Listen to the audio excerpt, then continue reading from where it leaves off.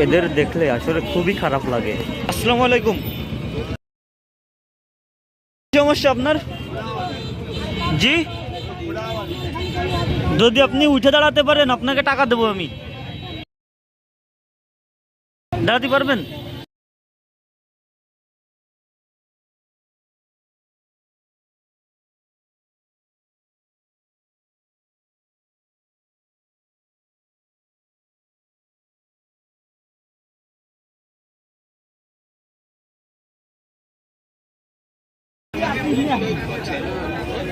এটা নেন, যদি একটু হাঁটতে পারেন আরো টাকা দেবো।